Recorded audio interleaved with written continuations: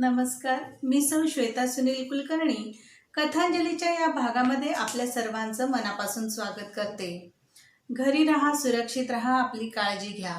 माझ्या चॅनलला आपण नक्की लाईक करा, शेअर करा आणि अद्याप सबस्क्राईब केले नसेल तर अवश्य करा। माझ्या आधीच्या व्हिडिओंची लिंक सुद्धा मी डिस्क्रिप्शन बॉक्समध्ये दिलेली आहे, ती पण आपण अवश्य चेक करा आणि आधीचे व्हिडिओ नक्की बघा। आजच्या माझ्या कथेचे नाव आहे डिस्चार्ज। पाथरीकर, हे काय आहे? घाटेंचा आवाज पाथरीकरांच्या कानात अगदी बाणासारखा शिरला। तसा तो बेचैन होऊन घाटेंच्या टेबलाजवळ गेला। येस सर, मार्दव आणण्याच्या प्रयत्नात चिरका आवाज उमटला। तुम्ही परत तीच चूक कशी करता? घाटे पाथरीकरांना उपहासाने अहोजाहो करत म्हणाले, आणि इतरांनाही ते कळावे हा उद्देश होताच। पाथरीकर काहीही बोलू शकले नाही। मी स्वर्णा इंडस्ट्रीजची फाईल तुम्हाला लवकरात लवकर कंप्लीट करायला सांगितली होती, का नाही केलीत अजून? सर प्लीज, मी माझा पर्सनल प्रॉब्लेम होता, अगदी पाथरीकर चाचरत म्हणाली। वा, मग येताच कशाला ऑफिसमध्ये? घरीच बसा। आणि सानप सांगत होते की तुम्ही काल ऑफिसमध्ये नव्हता म्हणून। मी आज दिल्लीहून येणार हे तुम्हाला माहिती होतं, आणि त्याआधी स्वर्णा इंडस्ट्रीची फाईल कंप्लीट करायची आहे हे देखील तुम्हाला ठाऊक होतं। तरी पण असं का झालं? आता साहेब येतील मोठे, तेव्हा त्यांना मी काय सांगू? घाटे संतापून बोलत होते। सॉरी सर, पाथरीकर कसाबसा म्हणाले। आता त्यांना सांगायचे तरी कसे बायकोला ॲडमिट केले आहेत म्हणून? किती चिडले आहेत घाटे।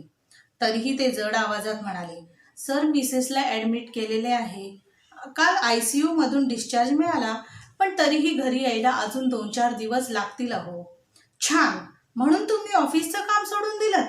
कमाल आहे, प्रत्येक जण असा वागू लागला तर आपल्या ऑफिसचीच कंडिशन क्रिटिकल होईल, आपणच ICU मध्ये जाऊ।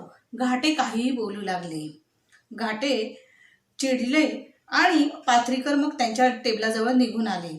तरीही त्यांच्या मनात उसळलेला प्रक्षोभ शांत झालेला नव्हता। घाटे इतके निर्दय कसे असू शकतात? त्यांना माहीत आहे सर्व, तरीही त्यांनी असं वागावं? पाथरीकरांची मनस्थिती ओळखून की काय सप्रे त्यांच्या टेबलाजवळ आला। सप्रे म्हणजे आता एवढ्यातच लागलेले। सप्रे हा तिशीचा उमेदीचा। पाथरीकर 50शीकडे झोकू लागलेले। काय झालं? नेहमीच फाईल कंप्लीट नव्हती ना स्वर्णा इंडस्ट्रीजची। कमाल आहे घाट्यांची, सप्रे सुद्धा म्हणाला। सप्रे, मी इथे 20 वर्षापासून आहे, घाट्यांच्या हाताखाली आहे। पहिल्यापासून हे असेच आहेत, पाथरीकर म्हणाले। मला सवय आहे, पण ह्यावेळी मात्र हद्दच झाली। तेच म्हणतो मी, सप्रेनी म्हटलं। कशा आहेत आता मिसेस तुमच्या? आहे, आता जरा ठीक आहे, काळजी करण्यासारखं नाही आता, डोक्यावरचं ओझं कमी झालंय, पण तरीही चिंता वाटतेच ना हो, तिला पुढे काही त्रास व्हायला नको एवढ्या मोठ्या दुखण्याचा, ते म्हणाले। नंतर बोलू, आधी फाईल पूर्ण करतो, मग ऑफिस सुटल्यावर बोलू। हे बघा, आता ऑफिस सुटल्यावर मीच येतो तुमच्या बरोबर, नाहीतरी मला वहिनींना बघायचं आहेच आहे, सप्रे त्यांच्याकडे बघत म्हणाले। आणि पाथरीकरांची बायको एवढी आजारी आहे तरी पाथरीकर ऑफिसला येत आहेत म्हणजे आश्चर्यच आहे, असं सप्रेला वाटलं। तो मान हलवत स्वतःच्या खुर्चीवर जाऊन बसला। त्याने आपल्या कॉम्प्युटरवर सिग्मा इंडस्ट्रीजची स्वर्णाची सब कंपनी सिग्माची फाईल उघडली आणि ती तो पूर्ण करत बसला। इकडे पाथरीकर स्वर्णा इंडस्ट्रीजचं काम पूर्ण करत बसले। तरी ते सगळं काम पूर्ण व्हायला संध्याकाळचे 5:30 वाजलेच। पाथरीकरांबरोबर सप्रेही मग लवकरच निघाला ऑफिसमधून। आत्ताची लोकल मिळाली ना तर फार बरं होईल, फास्ट आहे, असं दोघं एकमेकांशी बोलत रिक्षा करून स्टेशनवर गेले। पाथरीकरांच्या बायकोला बघितल्यानंतर थोडा वेळ तिथे बसल्यानंतर दोघंही बाहेर पडले। सप्रे, पाथरीकर म्हणाले, विचित्र वाटेल तुम्हाला, पण जरा बसूया का हो? सप्रे दचकला। दवाखान्यातून निघाल्यावर असं? प्लीज, पाथरीकरही संकोचले होते, पण त्यांनी आग्रहच केला। दोघेही जलसा हॉटेलमध्ये शिरले, बार कम रेस्टॉरंट। एक पेक पोटात गेल्यावर पाथरीकर म्हणाले, खूपच टेन्शन होतं हो म्हणून, नाहीतर मी कधीच घेत नाही। खरं आहे। मिसेस पाथरीकरांचा निस्तेज चेहरा सप्रेंना आठवला। साहजिकच आहे, पाथरीकर कुठल्या मनस्थितीत असतील देव जाणे. तुम्ही ऑफिसमध्ये यायलाच नको होतं पाथरीकर. चाललं असतं अजून 4 दिवस तुम्ही आला नसतात तर. नाही, तसं नव्हे रे. पाथरीकर आता अरेतुरेवर आले. त्या अर्थी त्यांना थोडीशी चढली असावी असा सप्रेने तर्क केला. म्हणजे त्यांना ड्रिंक्सची सवय खरंच नसावी आणि घेतल्याशिवाय कोणी मोकळे बोलू शकत नाही असं पाथरीकरांच्या बाबतीत असू शकतं. सप्रे, बायको जवळजवळ अगदी मरणाच्या दारापर्यंत जाऊन आली हो, पाथरीकर म्हणाले. आणि नोकरी वाचवण्यासाठी इथं मला ऑफिसमध्ये यायला लागतं आहे. वाचवण्यासाठी? पण तुम्हाला कोण काढणार आहे? तुम्ही तर परमनंट आहात, सप्रे म्हणाला. परमनंट शब्दाला काही अर्थ नाही हो या हल्लीच्या जगात. ते काय धाक दाखवून राजीनामा कोणीही लिहून घेतं. साहेबाच्या मर्जीत असलं की पास, मग तो झाला परमनंट, पाथरीकर म्हणाले. तुमच्या नवा लोकांच्या स्पर्धेमध्ये मी कमी पडतो आहे. मला कोण विचारणार? तुमचं ते कॉम्प्युटर का काय ते सुद्धा मला मुळीच येत नाही. आणि दुसरी नोकरी मिळण्याची शक्ती नाही, ती मिळवण्याचं कसब नाही. मग आहे ती नोकरी टिकवणं हे तर मला करावंच लागणार ना सप्रे. येऊन जाऊन खानावळ, नाही तर असं काहीतरी तत्सम काम करायला लागेल मग. आणि त्याला बायकोची साथ हवी, हो ना? काय म्हणाले डॉक्टर? म्हणजे पहिल्यापासूनच त्या अशा आहेत का नाजूक? हो, तिला आजारपण त्याच्यामुळे लगेच येतं. हृदय तिचं नाजूक आहे. पाथरीकरांनी तिसरा पेक सुरू केला. म्हणून मग माझं दुखणंही मी तिच्याजवळ बोलू शकत नाही, उगीच तिला त्रास होईल म्हणून. आणि दुखणं म्हटलं की पैसा हवा. घाटे तुम्हाला नोकरीवरून कमी करतील? हो, मी काही तुमच्या इतका शार्प नाहीये. पाथरीकरांना आपल्या मर्यादांची जाणीव होती. आपली कुवत ते ओळखून होते. सप्रेला पाथरीकरांचे त्याही स्थितीत कौतुक वाटले. आपले अपयश मान्य करायला सुद्धा धाडस लागते. मला दुसरी नोकरी मिळणं शक्य नाही, ह्या वयात तर नाहीच नाही. त्यात मुलांची जबाबदारी. मुलगी 11वीला, मुलगा FYला. पुढचं शिक्षण आणि सगळा घर खर्च सगळंच, पाथरीकर म्हणाले. तुम्हालाही घरच्या जबाबदाऱ्यांचा अनुभव येईल सप्रे. तुम्ही म्हणताय हे खरं आहे तर. आणि पुढे रजा लागल्या तर काय करणार मग? घाटेंनी विचारलं. घाटे असं त्यांनी विचारलं तर तुम्ही काय करणार? काही नाही, घाटे फार तर माझ्या पगाराचे पैसे कमी करतील, दुसरं काय, पाथरीकर सुस्कारा टाकून म्हणाले. मी घरी फोन करतो हा, उशीर होईल म्हणून. उगीच मेघा वाट बघत बसेल आणि जागत बसेल. त्याला घरची आठवण आली. त्यांनी फोन करून उशिरा येण्याबद्दल कळवलं. पाथरीकरांच्या चेहऱ्यावर खिन्न हसू उमटलं. सप्रे, माझ्याही घरी माझी वाट बघणारी बायको राहील ना हो? असं का म्हणता? सप्रे शहारला. वहिनींना काहीही होणार नाही आणि मुलंही आहेत की घरी. म्हणूनच तर मुलांसाठी जीव तुटतो. एकतर ती लहान असती तर दुसरं लग्न करता येतं. जरा मी परखडपणे बोलतो आहे, पण हे सत्य आहे. दुसरं लग्न माणूस स्वतःच्या सुखासाठी करतो हे जितकं खरं आहे, तितकंच तो मुलांच्या पालन पोषणासाठी सुद्धा करतो हे सुद्धा सत्यच आहे. आणि पहिल्या बायकोची सर किंवा सख्या आईची सर कधीच येत नाही हो. सख्या आई इतकं प्रेम कोण करेल मुलांवर? अगदी 100 जणातून एखादी तशी मिळेल. आणि पहिल्या बायकोची सर तर मुळीच येत नाही. शेवटी तीच आपल्या मनावर फुंकर घालणारी असते ना. आनंदाची ती सर नंतर येत नाही. नंतर असतात ते शिळे अनुभव. पाथरीकर, सप्रे जरा घाबरून म्हणाला. त्यांना ड्रिंक्स जास्त झाले की काय? काहीही बोलत आहेत. पाथरीकर म्हणाले, थांबा हो, बोलू द्या मला. कुणाशी बोलणार मी हे? आयुष्यात नुसतं ऑफिस एके ऑफिस केलं. मी हा असा बोर माणूस. मित्र मिळवण्यासाठी आनंदी स्वभाव हवा असतो, उत्साहाचा खळखळाट हवा असतो, मिश्किलपणा हवा असतो आणि सैल असणारा खिसा असावा लागतो. माझ्याकडे ते काहीच नाही. त्यामुळे मला मित्रच नाहीत. आधी आईवडिलांच्या संसाराची जबाबदारी, भावंडांची जबाबदारी आणि मग नंतर संसारात हे असं. कधी हसणार आणि खिदळणार मी? त्याला आनंदी आयुष्य पाहिजे ना. म्हणून तर लग्न केलं बाळबोध स्वातीशी. खरं म्हटलं तर ती बाळबोध होती, म्हणूनच तर तिने माझ्याशी लग्न केलं असंही म्हणायला हरकत नाही. पण मुलं मात्र आमची स्मार्ट आहेत हो. अख्ख्या चाळीमध्ये त्यांचाच डंका असतो. फक्त कधी कधी काळजी वाटते की ही मुलं मला म्हातारपणी सांभाळतील की नाही कुणास ठाऊक, की अडगळीत टाकून देतील. सप्रे गप्पा बसला. बायको हवी हो, बायकोला नवरा हवा आणि नवऱ्याला बायको हवी, दुसरं कोणी नसतं. कशी असली तरी समाजात काहीतरी किंमत असते त्याच्यामुळे. तसं नव्हे, सप्रे म्हणाला. हल्ली कितीतरी बायका अन्याय सहन न करता एकट्याने संसार चालवतात आणि राहतात आणि जगतात सुद्धा आनंदाने. बरोबर, सप्रेला पटत होतं. पण मला म्हणायचंय, तुम्ही आनंदी राहा. कुठली आणि कशाची किती काळजी कराल? आता वहिनी ICU मधून बाहेर आल्या म्हणजे काळजीचं कारण नाही. त्यांची तब्येत चांगली राहील आणि काळजी घेईल असं करूया आपण. सप्रेही आता स्पष्टपणे बोलू लागला. शेवटी जे व्हायचं ते काही थांबत नाही. जे होणार आहे ते होणारच. त्याही परिस्थितीत आपण आनंदी राहायला शिकलं पाहिजे. आणि जे होतं ते चांगल्यासाठीच. म्हणजे पाथरीकर दचकले. घरचं सोडून द्या, काही होत नाही. पण ऑफिस, घाटे साहेब, आणि तुम्ही ऑफिसमध्ये आला तर मग घरचं कसं करणार? सप्रेंनी त्याला विचारलं. मुलं आहेत बघा, म्हणजे मुलं जबाबदारी सांभाळणारी आहेत. हो ना, सांभाळू शकतात, काळजी करू नका. आणि पाथरीकर, तुम्हाला काहीही झालं तरी मुलं सुद्धा तुमच्याकडे लक्ष देतील आणि वहिनींकडे सुद्धा नीट लक्ष देतील, तुम्ही खात्री बाळगा. सप्रेंनी त्यांना समजावलं.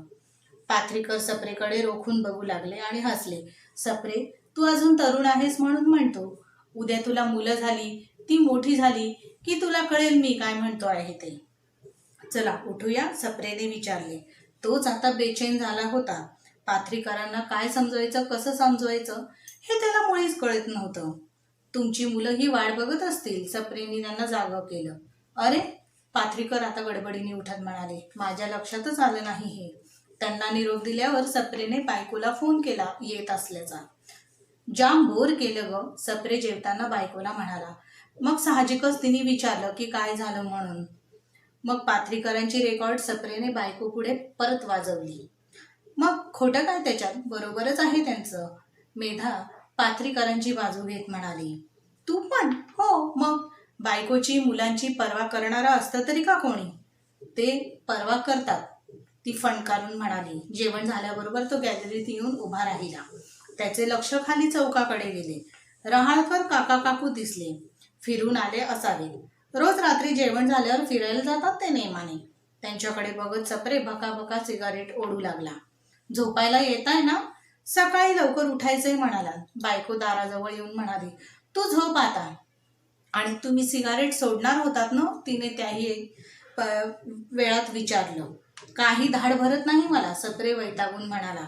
आता नाही समजणार, वय झालं की मग समजेल त्याचे दुष्परिणाम. ती चिडून आत निघून गेली. सप्रे चरकला. मग संतापाची तिडीक येऊन त्याने ते थोटूक तोंडातून काढून पायाने चिरडलं. जणू काही आपण सगळ्यांवरचा राग त्या थोटकावर काढत आहोत अशा पद्धतीने. पाथरीकर म्हणतात आर्थिक जबाबदारी त्यांच्यावर आहे. मग आम्ही काय करोडपती आहोत?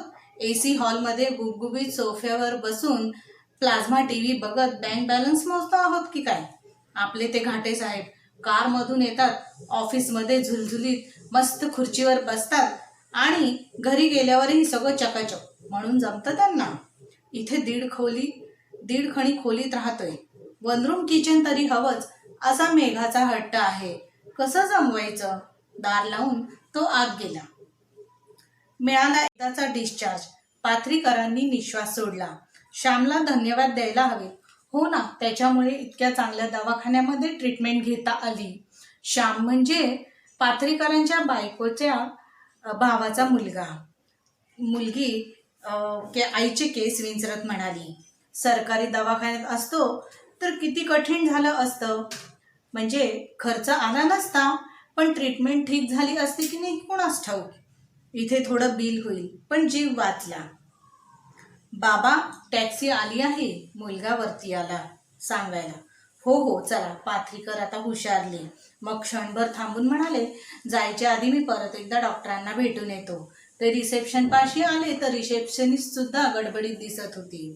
तिथेच पलीकडे असणाऱ्या माणसाला त्यांनी विचारलं. का हो, काय झालं? एक सिरियस केस आली आहे, खूपच सिरियस आहे म्हणे. डॉक्टर साहेब आत्ताच ओपीडी बंद करून तिकडे ऑपरेशन थिएटरमध्ये गेले आहेत. तितक्यात स्ट्रेचर ढकलत वॉर्ड बॉय आणि नर्सेस वेगाने येताना दिसल्या. पलीकडे पाथरीकर उभे होते. तिथून शेजारून जात असताना त्यांनी स्ट्रेचरवर बघितलं. कुतूहल म्हणून तर स्ट्रेचरवर घाटे होते. घाटे? पाथरीकर आश्चर्याने थक्क झाले. पलीकडे एक स्त्री अगदी गंभीरपणे रडवेल्या डोळ्यांनी उभी होती. बहुतेक या सौ घाटे असाव्यात. ते घाईघाईने त्यांच्याजवळ गेले. मी पाथरीकर, मी घाटेंच्याच ऑफिसमध्ये काम करतो पहिल्यापासून. काय झालं आहे त्यांना? पाथरीकरांना अगदी हबकल्यासारखं झालं होतं. हार्ट अटॅक, मिसेस घाटे म्हणाल्या. काहीतरी विपरीत होऊन बसलंय बघा. त्यांना बोलवतही नव्हतं. का? कशामुळे? संताप. उगीच नको तेवढी चिडचिड. ड्रायव्हरने मी येत नसल्याचा फोन केला आणि संतापले बघा. कुठल्या मेननबरोबर महत्वाची मीटिंग होती. घाटेंना जायचंच होतं तिकडे त्या मीटिंगसाठी. पाथरीकरांना लगेचच आठवलं. मेनन म्हणजे स्वर्णा इंडस्ट्रीज. त्यांचीच मीटिंग होती ना आज. मिसेस घाटे अगदी बांध फुटल्यासारख्या बोलू लागल्या. आधीच घरी जरा प्रॉब्लेम्स होते, त्यात आता हे असं झालं बघा. त्यांना त्रास होत होता पण त्यांनी दुर्लक्षच केलं. प्रॉब्लेम्स? हो ना, जाऊ दे. मुलीचं लग्न, मुलाची ॲडमिशन, ते सगळं याच महिन्यात होतं. ते येत असतील आता थोड्या वेळातच. पाथरीकर चमकले. मुलीचं ह्या महिन्यात लग्न आणि घाटे आता ॲडमिट? कसं होणार? आम्हाला माहीत नव्हतं लग्नाचं. यांचा स्वभाव असाच. कधी कोणाशी काही मनमोकळं बोलायचं नाही. तुसडा स्वभाव, विक्षिप्त. त्याचाच त्रास होतो यांना. 2दा हार्ट अटॅक येऊन गेला आहे आतापर्यंत. आता हा 3रा. अगदी भीती वाटते आहे मला. पाथरीकरांच्या घशाला कोरड पडली. आणि तुम्ही इथे कसे? सौ घाटेंनी विचारलं. माझी मिसेस ॲडमिट होती. आत्ताच आम्हाला डिस्चार्ज मिळाला आहे. बरं झालं. निदान त्यांना तरी बरं वाटलं ते. घाटे तेवढ्यातल्या तेवढ्यात म्हणाल्या. साथीदार गेला की काही चांगलं नाही. स्वभावाने, तब्येतीने कसाही असो. घाटेंशी लग्न झालं. अगदी घुसमटत आयुष्य काढलं मी. माहेरी परतायची सोय नव्हती. मुलांमुळे ते शक्य नव्हतं. रोज रोज त्यांचा राग सहन केला, पण फक्त साथीदार हवा म्हणून. आयुष्य जगलेच नाही हो मी. पाथरीकरांना नवल वाटलं. घाटेंची बायको आपल्याशी इतकं मनमोकळं का बरं बोलते आहे? की आपण घाटेंचे सहकारी होतो म्हणून? सहकारी नव्हेच, नोकरच एक प्रकारे. आणि आपणही त्यांच्याशी बोलतोच आहोत की. कदाचित समदुःखी आहोत म्हणून. त्यांचा राग आपण दोघांनीही सहन केला आहे बहुधा म्हणून. बाबा, टॅक्सी आली. मुलगा आलाच बोलवायला. पाथरीकरांनी काही बोलायच्या आतच मिसेस घाटे बोलू लागल्या. त्या त्यांच्या नादातच होत्या. आणि आता या वयात काय जगणार आहो मनासारखं? फार फार तर घाटे घरी असले तर मी ऑफिस सांभाळेल. एवढंच काय ते मी आता करू शकते. दार उघडून डॉक्टर आलेच. ऑपरेशन थिएटर बाहेरचा दिवा विझला. सॉरी, ही इज नो मोर, डॉक्टरांनी सांगितलं. मिसेस घाटेंनी हंबरडा फोडला. पाथरीकर सुन्नत झाले. मुलाने टॅक्सीतून आईला घरी नेले. मुलं येईपर्यंत पाथरीकर मात्र तिथेच थांबले. मिसेस घाटे रडता रडता कितीतरी गोष्टी बोलल्या. घाटेंच्या स्वभावाबद्दलच्या. ते गेल्याच्या अतीव दुःखाने त्या बोलतच होत्या. असं होतं? इतका कठोर माणूसही बायकोचं सर्वस्व असू शकतो? पाथरीकर त्यांच्या शेजारच्या खुर्चीमध्ये बसून राहिले. घाटेंची मुलं आली तसे ते बाजूला पडले. त्यांनी मग सप्रेला फोन लावला. ते बोलायच्या आतच सप्रे चित्कारला. अहो पाथरीकर, कमाल आहे. आज घाटे सर आलेच नाहीयेत. चक्क ते ऑफिसमध्ये आलेले नाहीयेत. त्याच्या आवाजामध्ये थोडी एक्साइटमेंट होती. घाटे गेले सप्रे. त्यांना हार्ट अटॅक आला 3रा. काय म्हणता? सप्रे आता सटपटलाच. आणि वहिनी कशा आहेत? सप्रेंनी शेवटी विचारलं. तिला डिस्चार्ज मिळाला. पाथरीकरांनी फोन ठेवत म्हटलं. एकाएकी त्यांना तो कोलाहल, ती सगळी माणसं परकी वाटू लागली. आपण कुठेतरी दूर दूर चाललो आहोत. ह्या जगापासून दूर दूर. अलग विलग होतोय. अगदी दुसऱ्या ध्रुवावर असल्यासारखे. धन्यवाद.